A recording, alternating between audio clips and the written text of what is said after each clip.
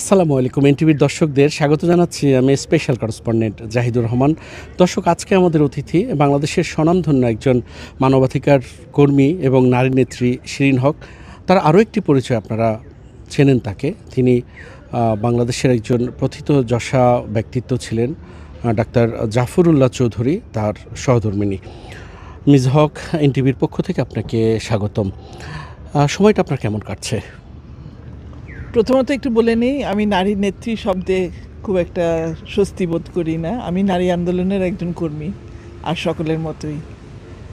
আর সময়টা কেমন যাচ্ছে সেটা কিভাবে বলবো জানি না।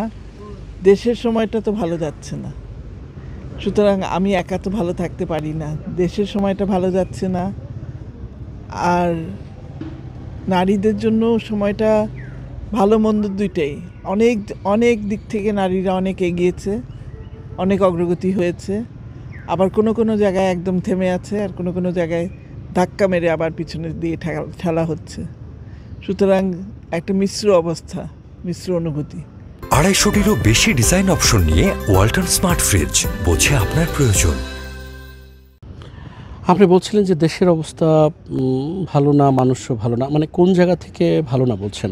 দেখেন যেভাবে হু হু করে জিনিসপত্রের দাম বাড়ছে, সাধারণ মানুষ যাবেটা কোথায়? যারা একটা নির্দিষ্ট আয়ের উপর নির্ভর করে পুরো পরিবারকে নিয়ে থাকতে পারছে কি তারা? আজকে বাজারে গেলে বাজারে থেকে অনেক সময় খালি ব্যাগ নিয়ে ফেরত আসছে। সেই জন্য আমি সেটা একটা কারণ বলছি। আরেকটা বলছি যে দেশে আইন শৃঙ্খলা অবস্থাও খুব একটা ভালো মনে হয় না। পত্রপত্রিকায় যা দেখছি, যে এই পরিমাণ লুটতরাজ করে কিছু ব্যক্তি দেশের সম্পদ, দেশের টাকা বাইরে পাচার করছে, এবং সেগুলো যদি হিসাব করেন তাহলে তো আমার কাছে এখন অঙ্কটা নাই, কিন্তু হিসাব করলে এটা একটা বিশাল অঙ্ক। দেশের টাকা বাইরে চলে গেছে। তো এইগুলো তো হচ্ছে, এগুলো তো প্রত্যেক দিন পত্রিকা খুললেই দুর্নীতি, দেশ থেকে টাকা পাচার, খুন, রাহাজানি, ধর্ষণ, নারীর উপর উৎপীড়ন, এগুলো তো আছেই, প্রত্যেক দিনের কাগজে আছে। আমরা স্বাধীনতার অর্ধ শতাব্দী পেরিয়ে এসেছি, তারপরেও কেন এই কথাগুলো উঠছে, বিশেষ করে আপনাদের মুখে? দেখেন, একটা দেশ স্বাধীন হয়েছে 50 বছরের উপরে ঠিকই, কিন্তু সেখানে গণতন্ত্র এবং গণতান্ত্রিক মূল্যবোধের একটা প্রথম উপাদানই হচ্ছে একে অপরকে শ্রদ্ধা করা। আমার সাথে আপনার একমত নাও হতে পারে, কিন্তু আমি ভিন্ন মতটাকে যেন শ্রদ্ধা করি। সে ভিন্ন মতের জায়গা রাখতে হবে, ভিন্ন মতকে শ্রদ্ধা করতে হবে, ভিন্ন মতকে জায়গা দিতে হবে। জবাবদিহিতা দ্বিতীয় উপাদান। দেশকে শাসন করার জন্য আমরা সরকার নির্বাচন করি, সেই সরকারের জবাবদিহিতা আছে সাধারণ ভোটারের কাছে, নাগরিকের কাছে। সেই জিনিসটা, এগুলো সব মিলে এগুলোর অভাব রয়ে গেছে। একটা দেশ 50 বছরে এগুলো সবসময় যে অর্জন করতে পারে তা না। আমরা যদি অন্যান্য গণতন্ত্রের দিকে তাকাই, তারা আরও অনেক বছর ধরে কিন্তু পথ পেরিয়েছে, তারপরে হয়তো কিছু কিছু অর্জন হয়েছে। সুতরাং আমি জানি না আর কত বছর আমাদের লাগবে, আমার জীবদ্দশায় দেখে যাব কিনা জানি না। 250-টিরও বেশি ডিজাইন অপশন নিয়ে ওয়ালটন স্মার্ট ফ্রিজ, বোঝে আপনার প্রয়োজন। এবার আসি আপনার কথায়। আপনি এই মানবাধিকার আন্দোলনে এবং নারীদের অধিকার রক্ষায় আপনি কোন সময়টা থেকে নিজেকে নিয়োজিত করলেন? প্রথম বোধটা হয়েছিল শৈশবেই, যে নারীদের উপর সমাজ অবিচার করে। এই জিনিসটা কিন্তু আমার শৈশবেই হয়েছিল।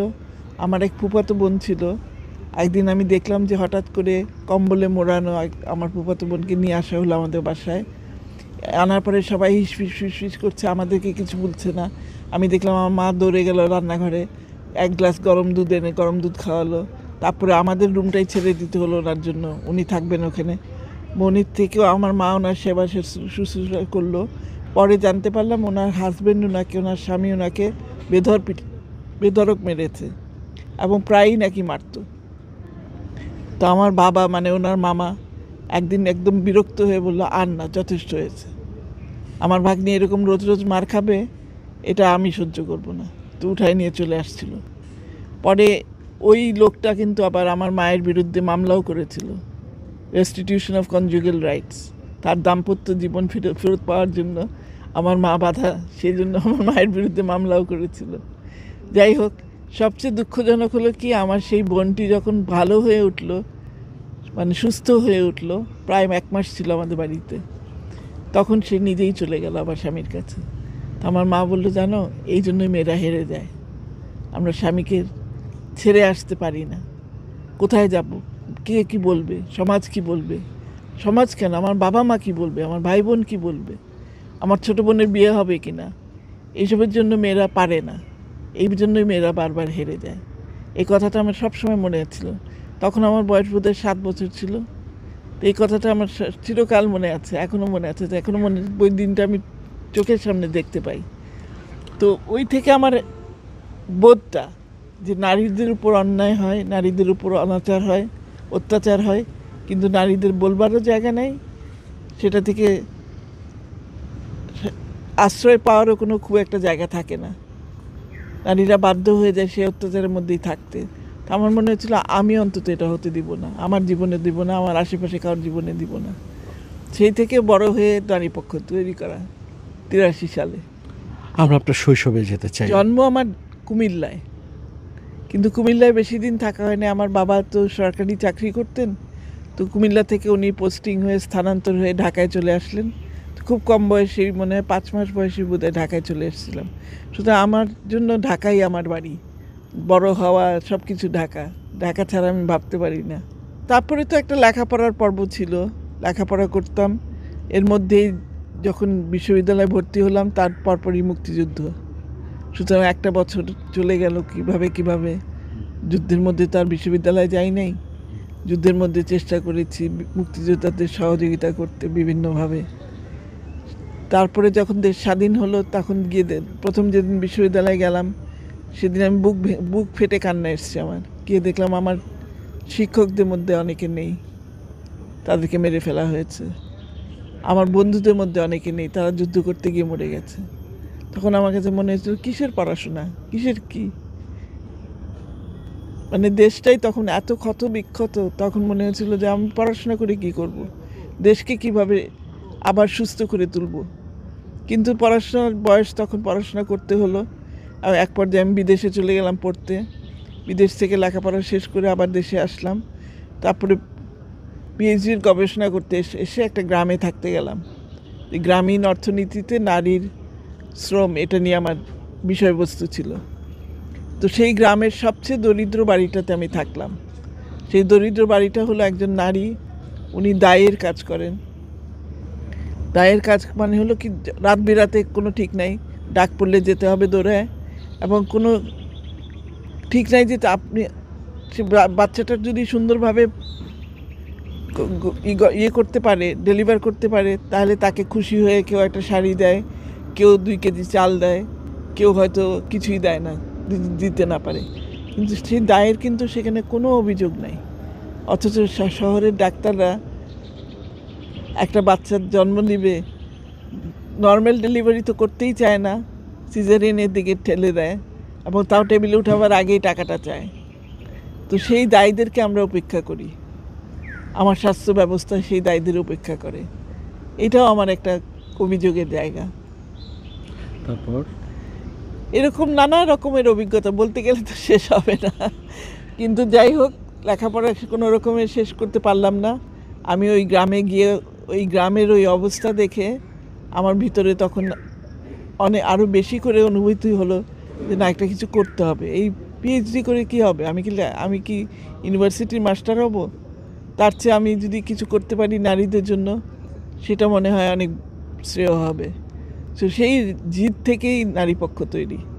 ডক্টর জাফরুল্লাহ চৌধুরী আপনার জীবনে কোন সময়টা এলেন? উনি আমার জীবনে আসলে কোন সময় এলেন, উনি 2 বার এলেন। যুদ্ধের পরপর আমার বন্ধুরা, আমার মুক্তিযোদ্ধা বন্ধুরা আমাকে নিয়ে গেছিলো ইস্কাটনে। তখন ওদের একটা অস্থায়ী কার্যালয় হয়েছিল, মানে মেলাঘর থেকে, বিশ্রামগঞ্জ থেকে কুমিল্লা হয়ে ওনারা যখন ঢাকা আসলেন, তখন ইস্কাটনে একটা বাড়িতে একটা অস্থায়ীভাবে হাসপাতাল ছিল, যেন যারা আহত ছিল রুগী তাদেরকেও নিয়ে আসলো। ওদেরকে তো ফেলে আসতে পারে না, ওদেরকেও নিয়ে এসেছিলো। তা আমার মুক্তিযোদ্ধা বন্ধুরা আমাকে বললো চলো এক জায়গায় গেলে তোমার মন ভালো হবে, কারণ সেদিন ছিল বিশ্ববিদ্যালয়ের প্রথম দিন। আমি বললাম না, আমার বুক ফেটে কান্না এসেছিল। তো আমার কান্না আর কিছুতেই থামে না। তখন ওরা আমাকে বললো চলো এক জায়গায় নিয়ে যাই, সেখানে গেলে তোমার ভালো লাগবে। তো নিয়ে গেল। কী হলো, ওখানে গিয়ে দেখলাম একটা ঝাঁকড়া চুলালা একটা লোক, সে নাকি ডাক্তার এবং সে নাকি বিশাল মুক্তিযোদ্ধা, এবং তার কাজ সম্পর্কে শুনলাম, শুনে সত্যি আমার মনটা ভালো হয়ে গেল। আর উনি বলেন যে উনি দেখলেন একটা মেয়ে, খুব সুন্দর লম্বা চুল আর খুব সুন্দর হাসি। এখন চুলও নাই, হাসিও নাই, যাই হোক সেই, কিন্তু ওনার মনে হয়েছে বয়সে অনেক ছোট, সেই জন্য উনি আর এদিকে আগান নাই। আমিও আর দেখা সাক্ষাৎ সেভাবে হয় নাই। পরে অনেক বছর পরে এই গণস্বাস্থ্য কেন্দ্রে এসেছিলাম আমরা নারী পক্ষ থেকে একটা কর্মশালা করতে। তো কর্মশালার শেষে উনি আসলেন ক্যান্টিনে, আমরা বসে চা খাচ্ছিলাম, উনি ক্যান্টিনে আসলেন, এসে গল্প করতে শুরু করলো। করতে করতে বললো যে আপনি আজকে থেকে যান, আজকে ঢাকা যাওয়ার দরকার নেই। তো আমার বন্ধু ছিল সাথে, বলে আমি ওকে ফেলে যাব না, বলে আপনিও থাকেন। তো বললো না।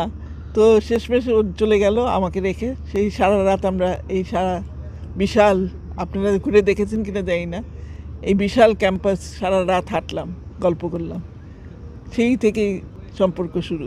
সেটা কি আপনার জীবনের প্রথম প্রেম? না, প্রেমের প্রথম প্রেম তো সেটা নাই, ছোটবেলায় কত প্রেম করেছি সেগুলো তো কোনো হিসাব নাই। এত বেশি আপনি এই যে চিঠি লেখা পাশের বাড়ির ছেলেকে, তারপরে এইগুলো তো অনেক হয়েছে।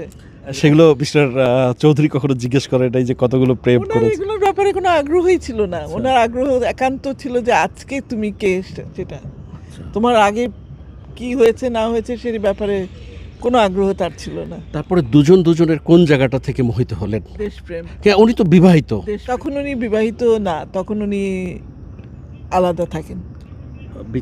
বিচ্ছেদ মানে ডিভোর্স হয়নি, ফর্মাল বিবাহ বিচ্ছেদ হয়নি, কিন্তু আলাদা থাকে প্রায় 7-8 বছর। ওই সেই রাত থেকে ভালো লাগা সম্পর্ক হয়ে গেল। জানলেন যে তার একজন বিদেশি স্ত্রী আছে? না, আগে থেকেই জানতাম, এবং এটাও জানতাম যে সেই বিদেশি স্ত্রীর সাথে তার ছাড়াছাড়ি হয়ে গেছে। পোস্টটা কে করেছিল, আপনি না সে আগে? না, দুজনকে ভালো লেগেছিল, এবং এটাও বুঝতে পারছিলাম যে এই দেশে যদি থাকতে হয় বিয়ে করতে হবে, বিয়ের বাইরে থাকাটা সম্ভব না। যতই একজন আরেকজনকে ভালো লাগুক, বিয়ের বাইরে এখানে থাকা মানে বিদেশিদের মতো অনেকটা, হ্যাঁ, সেটা সম্ভব না এখানে। সুতরাং আমাদেরকে বিয়ে করতে হবে, সেইভাবেই ডিসিশনটা হলো।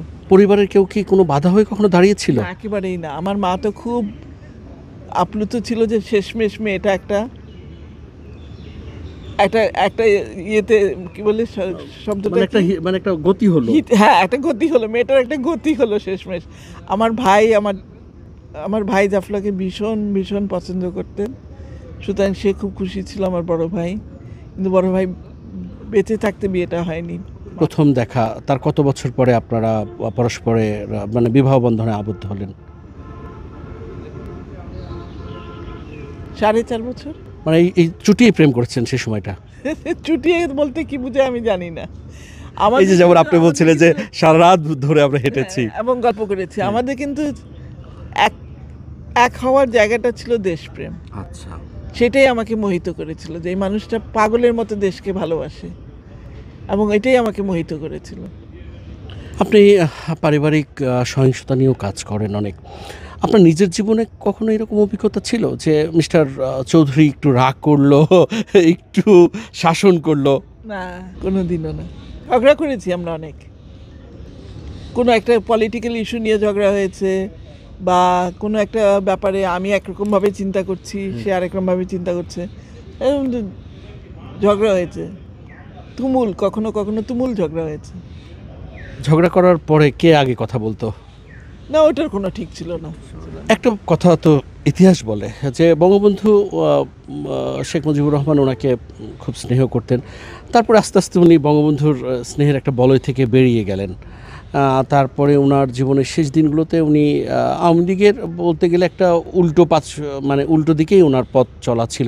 এইসব বিষয় নিয়ে কি কখনো আপনার সাথে তার কথা হতো? বেরিয়ে গেছেন কখনো সেটা আমি জানি না, কারণ জাফলা 14ই আগস্ট ঢাকা থেকে লন্ডন রওনা হলো, তার আগের দিনও সব বঙ্গবন্ধুর সাথে দেখা প্রায় করেছে। 6 ঘন্টা কাটিয়েছে একসাথে, দুনিয়ার গল্প।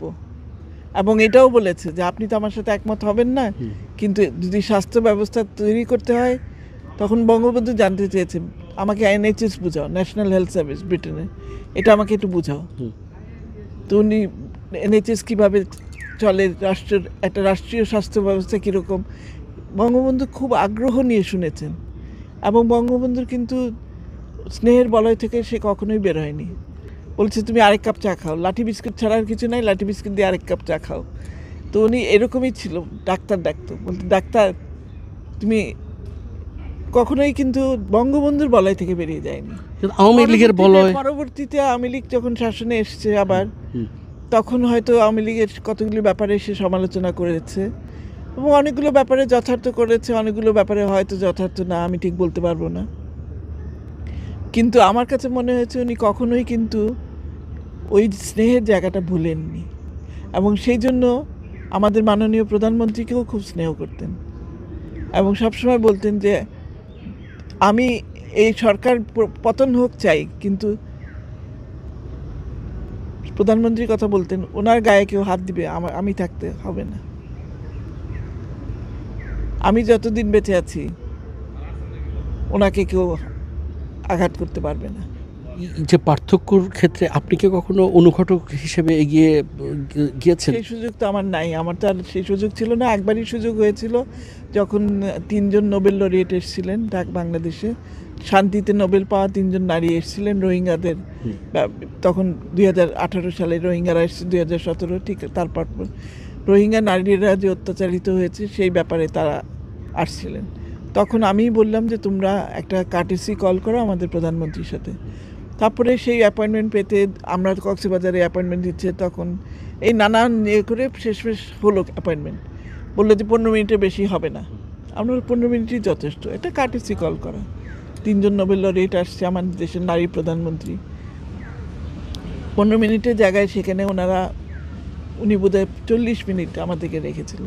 শেষমেশ ওনার অফিসের লোক এসে বললো ম্যাডাম কোন দেশের রাষ্ট্রদূত যেন অপেক্ষা করছে না, কি একটা যেন ছিল, তারপর উঠেছে। মানে উনি 15 মিনিট বললে উনি নিজেই কথা বলে এত আনন্দ পাচ্ছিলেন, উনি স্বাচ্ছন্দ্যে 3 জনের সাথে কথা বলছেন, 2 জনের আবার অনুবাদক আছে সাথে, আমি একটু দূরে বসেছিলাম। তো যেটা হয় নিয়ম অনুযায়ী ওনার সাথে কোনো বৈঠক থাকলে সেটার পরে একটা ছবি তোলা হয়, ওনার অফিসেরই আলোকচিত্রীরা আছে, তো তারা ছবি তুলবে। তো ওই 3 জন দাঁড়িয়েছে ওনার সাথে এবং আমি একটু দূরে বসে আছি। হঠাৎ শুনলাম বলছে এই যে শিরিন, আপনি কি আমার সাথে ছবি তুলবেন না? তখন তো আমি লজ্জা পেয়ে গেলাম, আমি তো দৌড়ায় গেলাম, আমি গিয়ে বললাম না না না তা না না। তার আগে আমি দৌড়াবার আগেই বললো নাকি ভাই রাগ করবে, জাফরুল্লাহ ভাই রাগ করবে সেই জন্য ছবি তুলবেন না আমার সাথে। তখন আমি গিয়ে দৌড়ায় গিয়ে বললাম আপনার জাফরুল্লাহ ভাই আপনাকে ভীষণ স্নেহ করে, রাগ করবে কেন? বলে তাহলে তো উল্টা দিকে চলে গেছে কেন? আমি বললো কোনো দিকেই যায় নাই, সে একটাই পক্ষ করে, সেটা হচ্ছে দেশ, সে অন্য কোনো পক্ষ করে না। তখন বললো তো দেশের কাজ তো আমিই করছি, তা আমার সাথেই তো আসা উচিত। তারপরে বাকি যেটা বলছে সেটা আর পাবলিকলি বলা যাবে না এখন।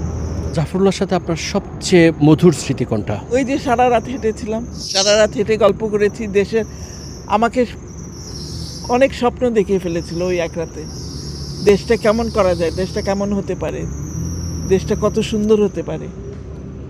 সবচেয়ে কষ্টের স্মৃতি তার সঙ্গে? যেদিন বুঝতে পারলাম যে আর থাকবে না। আমি সবার পরে বুঝতে পেরেছি, আমার ছেলে মেয়ে আগে বুঝেছে। আমি বিশ্বাস করতে চাচ্ছিলাম না আসলে যে ওরা আমার আগে বুঝেছে। উনি এমন কোনো কথা কি বলে গেছেন যেটা মানে আপনি যেই স্বপ্নটা নিয়ে এগিয়ে যেতে চান, আপনার উপর কোনো দায়িত্ব? কিচ্ছু বলে যায়নি। আমাকে মনে হয় কষ্ট দিতে চায়নি, বুঝতে পেরেছে যে আমি বুঝতে পারছি না। ছেলে মেয়ে বুঝতে পারছে, ছেলে মেয়ের সাথে কথা বলেছে।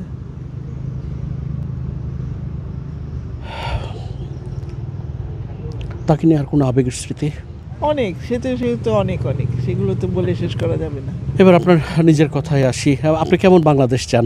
আমি শান্তির বাংলাদেশ চাই, স্বাচ্ছন্দ্যের বাংলাদেশ চাই, বাংলাদেশ চাই যেখানে সব মানুষকে সমানভাবে শ্রদ্ধা করা হবে, সমানভাবে সম্মান করা হবে, কারোর ধর্মের জন্য, কারোর বর্ণের জন্য, কারোর ভাষার জন্য,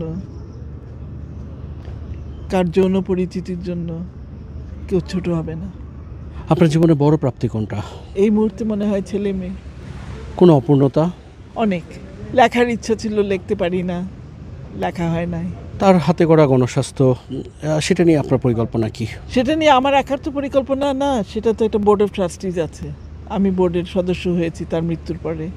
তাদের পরিকল্পনা আছে, সে যেভাবে চালাতে চেয়েছে সেভাবেই যেন আমরা চালাতে পারি, সেভাবেই যেন এগিয়ে নিয়ে যেতে পারি। মানুষের জন্য যেন স্বাস্থ্যসেবা মানুষের দোরগোড়ায় যেন পৌঁছানো যায় এবং যেন সাশ্রয়ে দেয়া যায়। এনটিভির দর্শকদের জন্য কি বলবেন? হঠাৎ করে আজকে আপনি সাক্ষাৎকারটা নিলেন, আমি প্রস্তুত ছিলাম না। সুতরাং এনটিভির দর্শকরা কীভাবে নিবে আমার সাক্ষাৎকার আমি জানি না। দর্শক, এতক্ষণ আমাদের সঙ্গে ছিলেন বাংলাদেশের একজন বিশিষ্ট নারী অধিকার কর্মী এবং মানবাধিকার কর্মী, যিনি মানবাধিকার কর্মী বলে, আমরা তাকে নেত্রী বলতে চেয়েছি কিন্তু তিনি এটাকে আপত্তি জানিয়েছেন, শিরিন হক। নিশ্চয়ই আগামীতে নতুন কোনো অতিথি নিয়ে হাজির হব আপনাদের সামনে। ততক্ষণ পর্যন্ত সবাই ভালো থাকবেন, সুস্থ থাকবেন, এনটিভির সঙ্গে থাকবেন। আল্লাহ হাফেজ।